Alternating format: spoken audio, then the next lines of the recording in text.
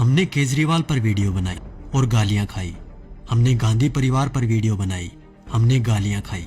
हमने मायावती पर वीडियो बनाई, हमने गालियां खाई। हमने हिंदुओं पर वीडियो बनाई, हमने गालियां खाई।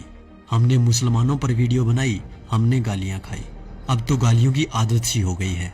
तो अब हो जाइए तैयार फिर से, क्योंकि ये वीडियो कुछ लोगों के शरीर में घी का काम करेगी और कुछ लोगों के मिर्च का। पर हमारा काम है सच्चाई से आपको रूबरू करवाना। आज की इस वीडियो में हम आपको बताएंगे सत्ता पाने का काला राज, जो मोदी जी बहुत अच्छे से खेल गए।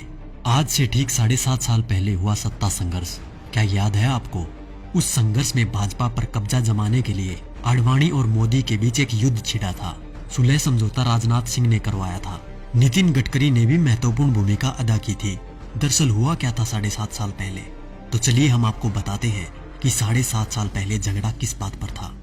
दरअसल बात ये थी कि लाल कृष्ण आडवाणी, जो कि भाजपा के सबसे वरिष्ठतम सदस्य हैं, उन्होंने भाजपा के सामने ये शर्त रखी कि वो उन्हें प्रधानमंत्री पद का उम्मीदवार बनाए। लेकिन नरेंद्र मोदी बिगड़ गए। नरेंद्र मोदी ने सीधी धमकी दे डाली कि अगला प्रधानमंत्री पद का उम्मीदवार उन्हें ही बनाया जाए, और वो भी इसी महीने। ये सुनकर सब सकते में आ गए। खबर जैसे ही दिल्ली पहुंची, आनन फानन में भाजपा हाईकमान की मीटिंग हुई। नरेंद्र मोदी और आडवाणी दोनों के बीच सुलह करवाने का प्रयास हुआ और अंत में ये निर्णय लिया गया कि चुनाव लड़ने के लिए धन की व्यवस्था आडवाणी और मोदी में से जो भी करेगा, पार्टी उन्हें ही प्रधानमंत्री पद का उम्मीदवार बनाएगी। अपने 12 साल के गुजरात के शासन के दौरान नरेंद्र मोदी की मित्रता कुछ बड़े उद्योगपतियों के साथ थी, जबकि आडवाणी के साथ ये सुविधा नहीं थी। धन की व्यवस्था करने में नरेंद्र मोदी सफल रहे। अब उसके बाद घटनाक्रम धीरे धीरे बदलने लग गया।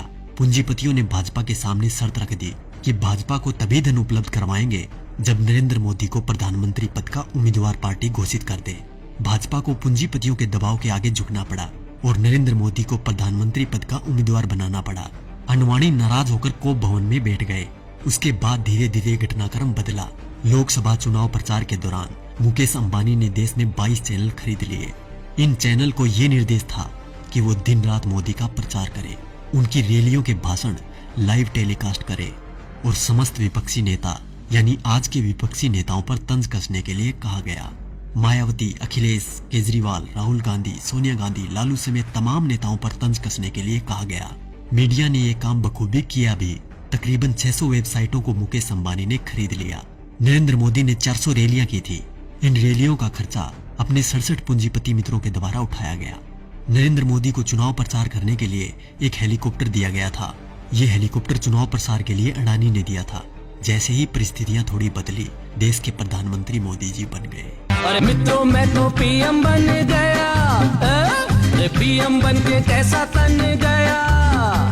ये विक्ट्री मेरी देखो, ये हिस्ट्री मेरी देखो, जैसे मॉडल मेरे गुजरात का। उसके बाद सिलसिला हुआ कर्ज उतारने का। तो सुनिए क्या क्या हुआ। अडानी को ऑस्ट्रेलिया के क्वींसलैंड शहर में खनन के लिए 600 करोड़ का कर्ज नरेंद्र मोदी ने दिलवाया। उनके पिछले 67,000 करोड़ के लोन को माफ कर दिया गया। मुकेश अंबानी को फ्री में 4G स्पेक्ट्रम दिए गए। इसके अलावा मुकेश अंबानी की कंपनी पर पिछली सरकार द्वारा लगाया गया जुर्माना माफ कर दिया गया। उनके भी कुछ कर्जों का राइट ऑफ कर दिया गया। दैनिक जागरण अखबार ने लोकसभा प्रचार के दौरान नरेंद्र मोदी का बखूबी साथ दिया था, इसलिए इस अखबार के मालिक को मोदी जी ने राज्यसभा में सांसद बना दिया। दैनिक भास्कर अखबार, जिसके मालिक वेदांता कंपनी है, उसको मोदी जी ने छत्तीसगढ़ में कोयले की खदान दिलवा दी। जी न्यूज, जिसने दिन रात नरेंद्र मोदी का प्रचार किया और आज भी कर रहा है, उसके मालिक सुभाष चंद्रा को भाजपा ने राज्यसभा सांसद बना दिया। और अब बात करें किसान और गरीब लोगों की, तो शायद उनके बारे में मुझे बोलने की जरूरत ही नहीं, क्योंकि सभी नेता कोई भी पार्टी का हो एक ही बात बोलता है, कर्ज माफ, लोगों को नौकरी और लड़कियों को सम्मान। तो क्या हुआ भाई साहब, कर्ज तो आप सभी का माफ हो ही गया होगा और नौकरी भी लग गई होगी, आराम से घर बैठकर खाने की। वैसे देखा जाए तो हम जवानों को इस फोन से फुर्सत मिले तब ना। 4G की लहर ऐसी आई है, हमारी आवाज तभी निकलती है जब टिकटॉक और PUBG बैन हो जाए। वैसे भी टिकटॉक के बैन होते ही अंबानी ने 5 बिलियन का ऑफर दे दिया टिकटॉक को कि हमें बेच दो, हम खरीद लेंगे।